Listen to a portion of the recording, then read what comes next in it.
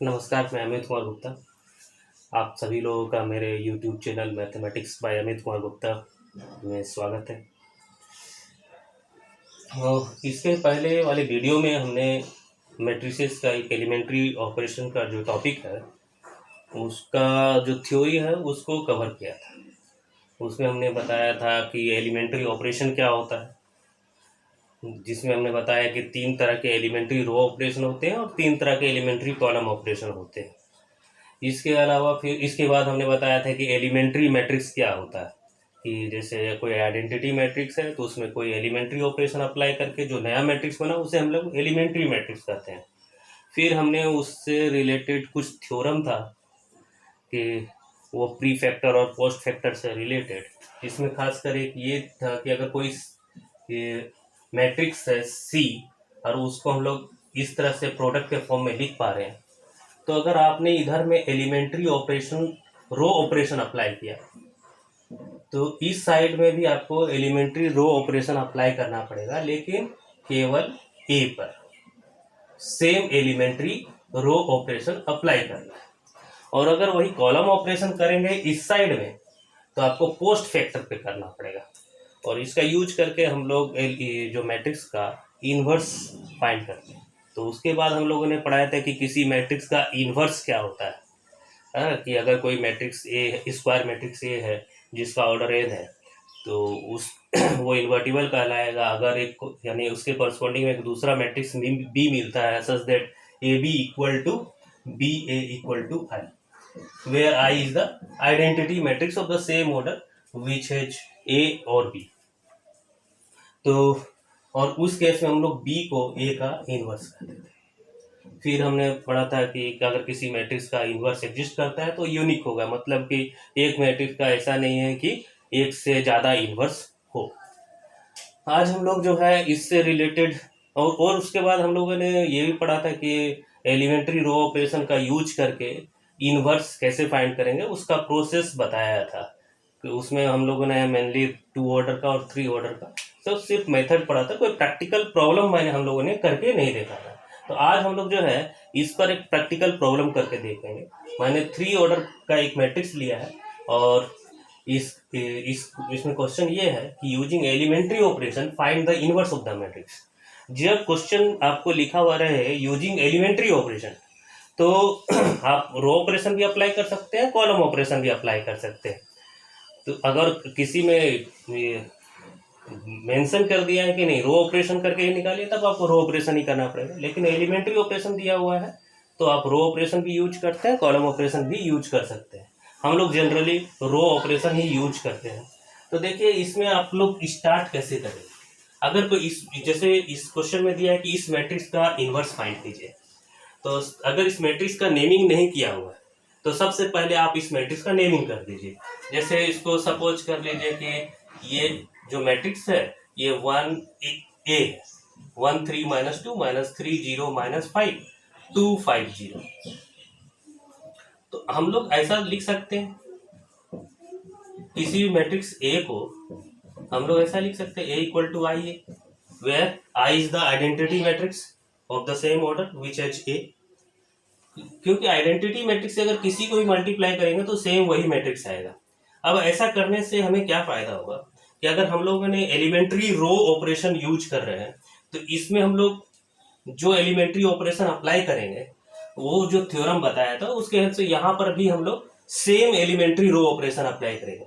यहाँ इसको कुछ चेंज नहीं करना है, तो इससे क्या होगा कि ये चेंज होते जाएगा, साथ साथ में ये भी चेंज होते जाएगा, ये अनचेंज रहेगा। हम लोग एलिमेंट्री रो ऑपरेशन लगाकर एक स्टेज ऐसा ले आएंगे कि ये पूरी तरह से आइडेंटिटी मैट्रिक्स में कन्वर्ट हो जाए, यानी ये आई हो जाए। तो ये आई हो जाएगा और ये चेंज होगा सेम एलिमेंट्री ऑपरेशन लगाते हुए, तो आई से सपोज करते ये बी हो गया। तो जैसे ही ये इस तरह का आ गया तो इसका मतलब क्या, जो इनवर्स का डेफिनेशन था कि अगर एक मैट्रिक्स बी मिल जाता है ए के कॉरस्पॉन्डिंग में such that A B equal to B A equal to I, तो हम लोग बी को ए का इन्वर्स करते हैं। तो इसमें बी जो हो जाएगा यहाँ पर जो मैट्रिक्स आएगा वो ए का इन्वर्स हो जाएगा। तो यही हम लोग थ्योरी यहाँ पर यूज करना चाह रहे हैं। तो आप यहाँ पर फिर क्या कर लीजिए 1 इतना दूर तक तो सभी में सेम ही रहेगा। तो इस तरह का जो क्वेश्चन है, यहाँ तक जो है एग्जाम में अगर लिखते हैं तो 1 मार्क्स रहता है। अगर 6 मार्क्स का क्वेश्चन है तो इसमें 1 मार्क्स इसके लिए रहता है, ए इक्वल टू आई ए तक लिखने का। यहाँ पर आप लिखेंगे आइडेंटिटी मैट्रिक्स 1 0 0 0 1 0 0 0 1, और इसको ए ही रहने देंगे क्योंकि इसमें तो कोई चेंजेस होगा नहीं, इसको कुछ करना नहीं है, तो इसको ए ही लिखेंगे। पूरा भी लिख सकते हैं लेकिन लिखने से कोई फायदा नहीं है। अब यहाँ पर जो है इस पोजीशन पे 1 क्रिएट करना चाहते हैं, तो यहाँ पर ऑलरेडी 1 है तो एक स्टेप आपका बच गया। अगर यहाँ पर मान लीजिए कि 5 रहता तो आप क्या करते, 5 से डिवाइड कर देते तो यहाँ पर 1 बन जाता। तो यहाँ पर तो है। अब इसके नीचे में जो 2 एलिमेंट है इसको आप 0 बना दीजिए। तो ये जो है आपका, ये किस रो में है, ये जो -3 वो सेकेंड रो में है। तो सेकेंड रो को 0 बना दीजिए। सेकेंड रो में जो ये जो एलिमेंट है जहां पर -3 है वहां 0 बना दीजिए। तो कैसे करेंगे, इसमें 3 ऐड करना है, तो इस 1 को 3 से ऐड करिए, 3 से मल्टीप्लाई कीजिए। तो 3 से मल्टीप्लाई करेंगे तो यहाँ 3 हो जाएगा, तो -3 + 3। तो आप इस तरह का रो ऑपरेशन होता है। हम लोग जो भी है वो 3 तरह के एलिमेंट्री रो ऑपरेशन है वही अप्लाई करना है, उसके अलावा कोई और नहीं होगा। तो R2 + 3R1, और फिर R3 में देखिए यहाँ 2 है, इसको भी 0 बना लेगा। तो इसको 0 बनाना है तो यहाँ पर R3 इसको 2 से मल्टीप्लाई कर दीजिए। ध्यान में क्या रखना है कि यहाँ और यहाँ पर जो 0 बनाएंगे वो इसी 1 के हेल्प से बनाइए, तो आपको कोई दिक्कत नहीं आएगी। तो यहाँ पर 2 है तो इसको 2 से मल्टीप्लाई करके माइनस कर देना। अगर यहाँ -2 रहता तो 2 से मल्टीप्लाई करके प्लस कर देते। तो आप जो है इस तरह से करेंगे तो यहाँ और यहाँ 0 क्रिएट हो जाएगा। इस तरह का जो ऑपरेशन होता है कि किसी रो में दूसरे रो का मल्टीपल ऐड या सब्ट्रैक्ट कर सकते हैं, ऐसा एलिमेंट्री ऑपरेशन एक साथ 2 रो या 2 कॉलम में एक साथ लगा सकते हैं। अगर 3 रो है तो उसमें 2 रो में लगा सकते हैं। तो ये आपका हो गया 1 3 -2 माइनस, इसको चेंज हो रहा है तो ये क्या हो जाएगा 0। ये 3 से मल्टीप्लाई करना है आपको, तो 3 3 जा 9, 0 + 9 तो 9, इसको 3 से मल्टीप्लाई करना है तो 6 -6 -5 plus -6 -5 plus -6 that is equal to -11। ये हो गया आपका सेकेंड रो का काम खत्म। थर्ड रो में इसको 0 बनाना था, उसके लिए हम लोग क्या किया, ये तो 0 आएगा ही, आप कैलकुलेशन कीजिएगा।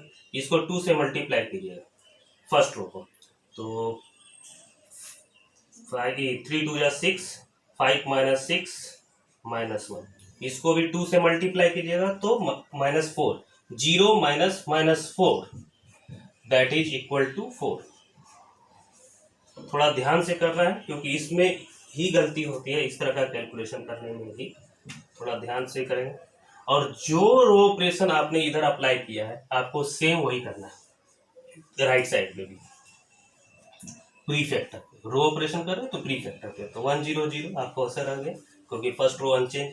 सेकेंड रो में देखते हैं 3R1, तो 0 + 3 × 1 3 से इसको मल्टीप्लाई करेंगे 0, 1 + 0 1 0, फिर आपका R3 - 2R1 तो 0 - 2 दैट इज -2, 0 - 0 0, 1 - 0 1, ये तो ये हो गया। अब क्या करेंगे, इस पोजीशन पे 1 लाएंगे। अब इस पोजीशन पे 1 लाने के लिए आप 9 से डिवाइड कर सकते हो, या आपको और कोई दूसरा ऑपरेशन अप्लाई करना चाह रहे हैं कि किसी रो में दूसरे रो का मल्टीपल ऐड या सब्ट्रैक्ट करना, तो वो भी कर सकते हो। लेकिन रो ऑपरेशन जब कर रहे हो तो ऊपर वाले एलिमेंट का हेल्प नहीं ली जाएगा कि जैसे ये इसमें से 9 में से कोई ऐसा नंबर से मल्टीप्लाई करके माइनस करे कि ये 1 हो जाए, तो वैसा होगा नहीं। यहाँ पर जैसे देखिए, मैं अगर इसको इसके हेल्प से करता हूँ, एक उपाय तो ये है कि R2 को आप 9 से डिवाइड कर दीजिए, यहाँ 1 क्रिएट हो जाएगा, फिर उसके बाद आगे का प्रोसेस कीजिए। मैं डिवाइड नहीं करना चाह रहा हूँ कि डिवाइड करने से कैलकुलेशन वो फ्रैक्शन में आता है तो कैलकुलेशन थोड़ा टीडियस हो जाता है। तो मैं यहाँ पर जो है R2 में R2 प्लस 8R3। देखिए अगर 8 से मैं इसको मल्टीप्लाई करूं और ऐड कर दूं तो यहाँ 1 आ जाएगा। तो इसमें मुझे क्या है, फ्रैक्शन में टर्म नहीं आएगा। फ्रैक्शन में आने से ही जो है कैलकुलेशन थोड़ा सा मुश्किल हो जाती है।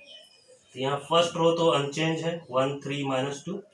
सेकेंड रो चेंज होगा, मैंने नीचे वाला से किया तो ये 0 का 0 ही रह गया, ये 1 हो गया। 8 से मल्टीप्लाई करोगे आप तो 32 -11 + 32 21 0 -1 4। अब इधर में भी आपको करना है, सेम ऑपरेशन आपको इधर करना है।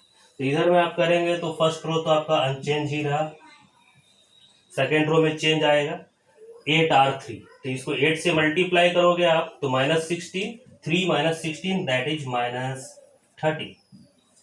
8 से मल्टीप्लाई करोगे तो 0, 1 + 0।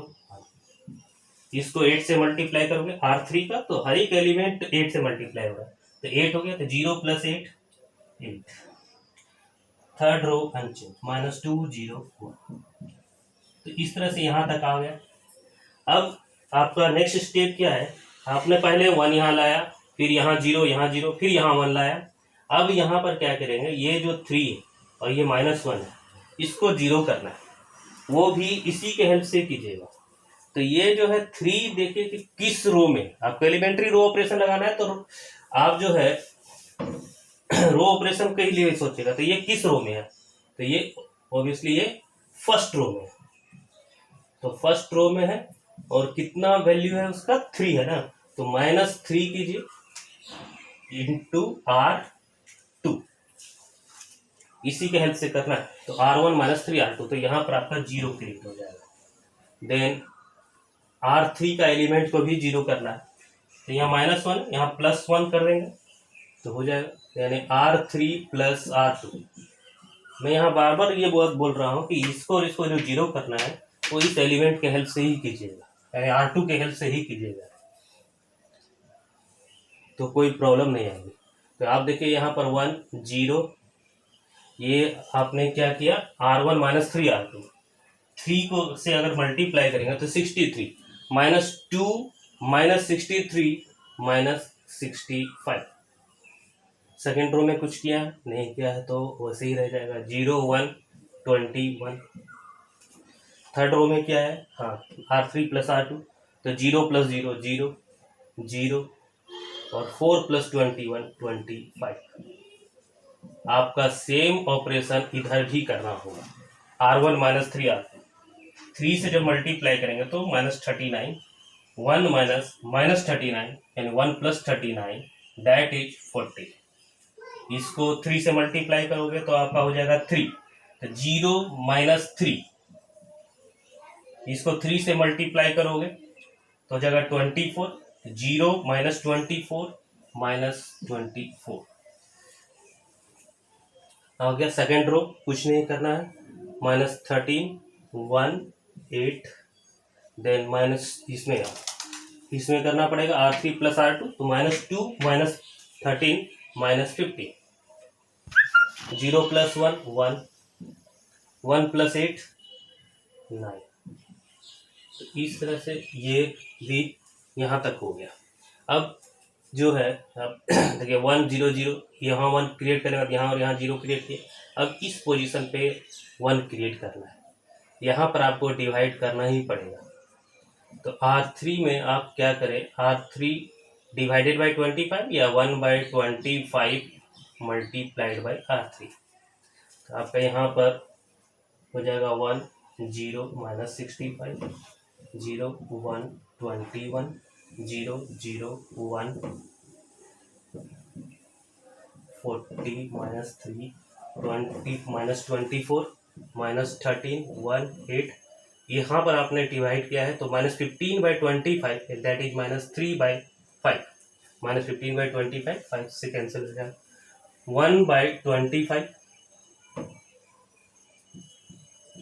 9/25। तो इस तरह से आपका यहाँ तक आ गया। अब इसको और इसको 0 करना, तो ये कहाँ पर है -65, तो इसलिए ये R1 में है, तो R1 changes to R1 plus minus 65 है तो प्लस 65 R3, इसी के हेल्प से करना है आपको। नेक्स्ट R2, R2 में है 21, ये 21 को जीरो करना है, ये R2 में है तो R2 माइनस 21 R3, इसी के हेल्प से करना, ये R3 में।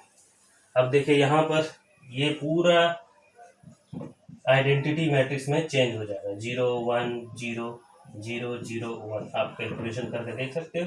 ये मैं जब इस तरह से कर रहा हूँ तो ये जैसा है ये डिस्टर्ब नहीं होगा, जिस तरह से स्टेप से चल रहा हूँ। अब यहाँ पर कैलकुलेशन थोड़ा सा ध्यान से करना है। R1 प्लस 65 R3, यानी इसको 65 से मल्टीप्लाई करोगे तो माइनस 3/5 इंटू 65, सॉरी हाँ 65, तो 5 65 30 माइनस 39, तो 40 प्लस माइनस 39 1। इसको 65 से अगर मल्टीप्लाई करेंगे 1/25 इंटू 65 तो 5 13 13/5, तो -3 में आपको ऐड कर देना है। तो -3 5 जा -15 प्लस 13, -15 प्लस 30 2/5। फिर आपको इसको भी करना है, सॉरी यहाँ पर कितना से 65 से, इसको 65 से करेंगे 9/25 इंटू 65, और जितना आएगा उसको -24 में ऐड कर लेना है। तो ये 5 से कैंसिल हो जाएगा, तो 9 39 जा 117, 5 -24 5 जा 120, -120 प्लस 117 -3/5। तो यहाँ पर कैलकुलेशन आपका थोड़ा सा मुश्किल होगा, लेकिन यही लास्ट स्टेप है आपका, सही से कीजिएगा, कैलकुलेशन आराम से हो जाएगा। सेकेंड रो में कुछ चेंजेस किया है, हाँ किया है, 21 से मल्टीप्लाई करके R3 को 21 से मल्टीप्लाई किया है और फिर माइनस किया। देखिए मैं यहाँ पर कर रहा हूँ, इसको 21 से मल्टीप्लाई करूँगा तो -63/5 आएगा, और यहाँ पर फिर -13 ऑलरेडी है, -13 माइनस दिस, तो ये प्लस हो जाएगा, ये माइनस माइनस प्लस, -13 5 जा -65, -65 प्लस 63 -2/5। आपका ये एलिमेंट हो गया। इसको 21 से जब मल्टीप्लाई करेंगे तो 21/25 होगा, और इसको R2 सॉरी क्या था, R2 माइनस 21 R3, तो R2 में 1 माइनस 21/25, तो ये 4/25। फिर 8 माइनस 21 R3 9/25, कुछ कैंसिल नहीं हो रहा है, तो 25 8 जा 200, 200 माइनस 189 11/25। आपका पूरा कैलकुलेशन यहाँ पर हो चुका। अब यहाँ पर क्या करेंगे, लास्ट थर्ड रो में कुछ नहीं किया, -3/5 1/25 9/25 देयरफॉर। अब देखिए यहाँ ये पूरा कंप्लीटली आइडेंटिटी मैट्रिक्स में कन्वर्ट हो गया। तो हमने शुरुआत में ही डिस्कस किया था कि अगर इस तरह से ये आइडेंटिटी मैट्रिक्स में कन्वर्ट हो जाए तो, और ये जो बी मैट्रिक्स होगा यही ए का इन्वर्स होगा, तो ए इन्वर्स इक्वल टू 1 2/5 -3/5 -2/5 4/25 11/25 -3/5 1/25 9/25। ये आपका इन्वर्स हो गया। तो इस तरह से हम लोग इन्वर्स फाइंड कर सकते हैं। तो ये तो हुआ, इसका पूरा प्रोसेस हो गया। आप चाहे तो इसको चेक भी कर सकते हैं, चाहे तो। अब चेक करने का क्या प्रोसेस है, कि कैसे पता करें कि नहीं ये जो आंसर आया हमारा वो बिल्कुल सही है। तो इसके लिए एक उपाय है। आप यहाँ पर मैं थोड़ा सा सिर्फ एक को रहने दे रहा हूँ, इसको मिटा दे रहा हूँ। अब देखिए क्या करेंगे, जो निकलेगा कि आपको पास आंसर तो अवेलेबल है नहीं, मान लीजिए एग्जाम में आया तो आंसर तो आपके पास अवेलेबल नहीं है, आप आंसर फाइंड किए खुद से, तो आप जो है देखिए इस मैट्रिक्स में कोई भी रो या कोई भी कॉलम आप ले लीजिए इस मैट्रिक्स का। जैसे मैं ले लिया 1 3 -2, मैं थोड़ा सा आसान वाला ले लेता हूँ जिसमें 0, मैं ये ले लेता हूँ थर्ड रो में क्या है 2 5 0। इस 2 5 0 को आप देखिए इससे मल्टीप्लाई कीजिए, यानी फर्स्ट रो से, यानी 1 -2/5 -3/5। तो इसको तो छोड़ ही दीजिए। तो अब देखिए इसको मल्टीप्लाई करेंगे तो क्या आएगा 2, इसको मल्टीप्लाई करेंगे तो -2, ये तो 0 है। तो आप सारा को ऐड कीजिए, 0 आ रहा है। तो थर्ड रो को फर्स्ट कॉलम से किए 0 आया, मतलब कि ये सही है, यानी ये जो निकला है ये सही है। अब थर्ड रो को सेकंड से करके देखिए। थर्ड रो में क्या था 2 5 0, सेकंड रो क्या है आपका 2/25, 4/25। यहाँ पर कुछ भी रहे कोई दिक्कत नहीं।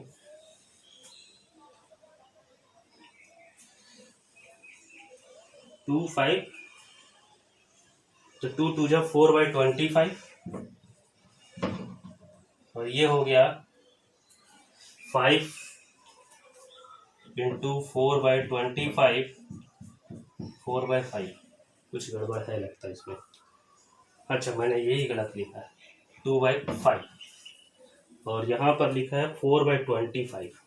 तो यहाँ पर मैं एक बार चेक कर लेता हूँ, क्योंकि मुझे ये लग रहा है कि ये 4/5 है, ये -4/5 होना चाहिए तभी सही होगा, या ये -4/5 होना चाहिए। तो यहाँ पर मैंने कैसे लाया ये 2/5, R1 में R1 + 65 R3 किया था। तो यहाँ पर 65 से जब मल्टीप्लाई किया तो -3 + 65/25, दैट इज 513। तो -15 + 30 -2। ये देखिए यहाँ पर मैं पकड़ में आ गया, ये माइनस होगा, ये माइनस होगा। अब ये -2/5, अब देखिए ये -4/5, और ये +4/5। तो ये मुझे पकड़ में भी आ गया, मैंने गलती कर दिया था, एक्चुअली में गलती कर दिया था, मैंने जानबूझ के नहीं करने गया था। तो यहाँ पर जो है ये 0 आ गया, मतलब अब ये सही है। अब आपको अगर थर्ड रो को थर्ड कॉलम से करेंगे, देखिए 2 5 0 है, और थर्ड रो है आपका -3/5, 11/25, 9/25। खैर इधर वाला तो खैर 0 ही रहेगा। आप ये थर्ड रो को अगर थर्ड कॉलम से करेंगे तो वैल्यू आएगा 1। देखिए क्या आ रहा है -6/5, ये 5 से कैंसिल हो जाएगा, 11/5 ऐड कीजिए तो -6 + 11 यानी 5/5 1। तो ये आपका एकदम बिल्कुल राइट है। तो ये जो आंसर आया अब ये सही है। आप यानी फर्स्ट रो से भी अगर करेंगे तो इसमें क्या है, फर्स्ट रो का अगर फर्स्ट कॉलम से करेंगे तो 1 आएगा, फर्स्ट रो को सेकंड कॉलम से करेंगे तो 0 आएगा, फर्स्ट रो को थर्ड कॉलम से करेंगे 0 आएगा। सेम रो को यानी जो रो है अगर उसको करस्पॉन्डिंग कॉलम से मल्टीप्लाई करेंगे तो 1 आएगा, अदरवाइज 0 आएगा। तो इस तरह से देखते हैं, या कॉलम वाइज भी आप चूज कर सकते हैं। तो ये चेक करने का तरीका है, ठीक है। नेक्स्ट कोई और एक क्वेश्चन लेंगे हम लोग नेक्स्ट वीडियो में, और फिर डिस्कस करेंगे इसी तरह का एलिमेंट्री ऑपरेशन का क्वेश्चन को। तो के लिए धन्यवाद।